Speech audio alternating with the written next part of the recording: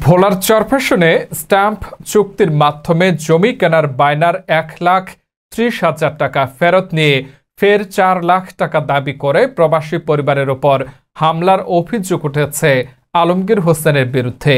তার দাবিকৃত 4 লাখ টাকা না পেয়ে বসতঘরে অগ্নিসংযোগ ও ঘর ভাঙচুর এবং দাবিকৃত টাকা না পেলে হত্যার হুমকি দিয়েছেন বলে অভিযোগ ভুক্তভোগী পরিবারের। বিস্তারিত দেখুন ডেস্ক রিপোর্টে। গত বুধবার বিকালে ও সন্ধ্যায় পৌরসভার ৮ নম্বর ওয়ার্ডে 2 দফায় এ ঘটনা ঘটে। ভুক্তভোগী প্রবাসী মাহফুজুর রহমান জানান, 2023 সালের আগস্টে তিনি 5 শতক জমি 6 লাখ টাকায় বিক্রির জন্য প্রতিবেশী আলমগীর হোসেনের সঙ্গে স্ট্যাম্পে চুক্তি করেন এবং 1.5 লাখ টাকা বায়না নেন। কিন্তু আলমগীর টাকা সংকট দেখিয়ে দলিল সম্পন্ন না করে সময়ক্ষেপণ করেন। পরে রাজনৈতিক পট পরিবর্তনের পর জমি না কেনার সিদ্ধান্ত জানিয়ে বায়নার টাকা ফেরত চান। সমঝোতার মাধ্যমে মাহফুজ তাকে 2 দফায় মোট 1,30,000 টাকা ফেরত দেন। তবে আলমগীর আরও 4 লাখ টাকা দাবি করলে দ্বন্দ্ব শুরু হয়।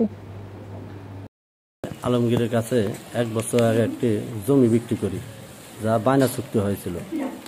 পরবর্তীতে 1 বছর পর সে ওই জমি সে আর নিবে না, টাকা রিটার্ন চাচ্ছে। তখন এটা নেওয়ার পর আমরা মিটিং মিয়ার কাছে যাই। তখন মিটিং মিয়ার কাছে এই 2 ধাপে 1,30,000 টাকা রিটার্ন দেই।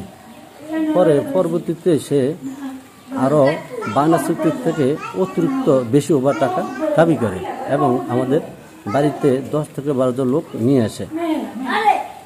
এরপর সে দড়ি নিয়ে আমাকে বেঁধে নেওয়ার জন্য চেষ্টা করে।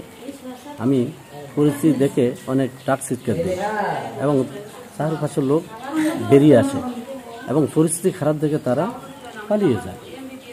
1 ঘন্টা পর তারা অস্ত্রশস্ত্র নিয়ে আমার বাড়িতে হামলা চালায় এবং আমার 1-150 লোক নিয়ে বাড়িতে চলে আমার বাড়িঘর ভাঙচুর করে এবং বাড়িঘরে আগুন লাগিয়ে দেয়।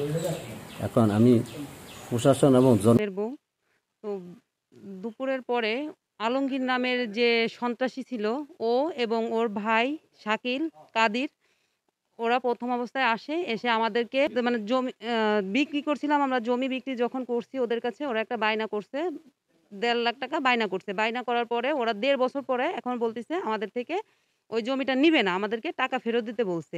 অলরেডি আমরা ওখান থেকে 1,30,000 টাকা আমরা অলরেডি ফেরত দিয়ে দিচ্ছি।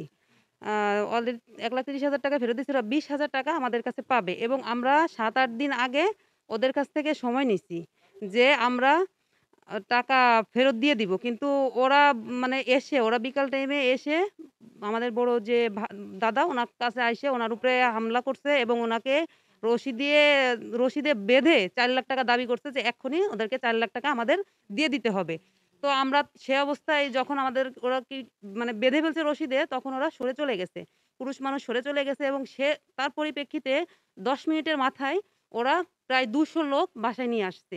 বাসায় আনার পরে ওরা আমাদেরকে ঘরের ভিতরে আটকে রাখে, আমাদের এই যে দেখেন পিছনে থাই গ্লাসটি এটা ভাঙছে, আমাদের বাচ্চাদেরকে ঘরের ভিতরে আটকে রাখে ওরা পেট্রোল মেরে আমাদের ঘরে আগুন জ্বালিয়ে দিয়েছে। এবং আমরা যখন এক পর্যায়ে পিছন দরজা দিয়ে সরে বের হতে সক্ষম হয়েছি, এখন সেটার ইস্যু কেন্দ্র করে মনে করছে পাশে ছিল আমাদের ননদের ঘর, বড় ননদের ঘর, তো মনে করছে আমরা হয়তো সেই ঘরে আশ্রয় নিয়েছি। সেই পর্যায়ে তার ঘরটাও ভেঙে সন্ত্রাসীরা শেষ করে দিয়েছে। তো এই অবস্থায় আমরা প্রশাসনের কাছে জোরালো দাবি জানাচ্ছি যে আমরা সুষ্ঠু এবং সঠিক বিচার চাই। আপনারা তদন্ত করে আমাদেরকে সঠিক বিচারটা দিবেন। অন্যদিকে আলমগীর দাবি করেন তিনি মোট 4 লাখ টাকা দিয়েছেন, কিন্তু মাহফুজ জমির দলিল বা দখল দেননি, তাই তিনি টাকা ফেরত চান। ঘর ভাঙচুর বা অগ্নিসংযোগের অভিযোগ অস্বীকার করেন তিনি। আমি মাহফুজ আর মারজানের কাছে আমি 4 লক্ষ টাকা দিছি জায়গার কেনার জন্য। তখন এরা জায়গা বুঝ দিতে পারতেছে না, আজ না কাল না ব্যবসায় ভেঙে দিছি। যেহেতু জায়গা নিবে না তাহলে ওর টাকা ওরে দিয়ে দাও। 1,30,000 টাকা দিয়েছি, প্রথম দিয়েছে 1 লাখ, হেরবে দিয়েছি 30,000, আর বাকি 2,70,000 টাকা বৈশাখের 2 তারিখে দেওয়ার কথা। এই আমার ছোটো বাড়ির বন্ধু বান্ধব এরা সব যায় জিজ্ঞেসে যে আমরা টাকা দেন না, কিসের টাকা।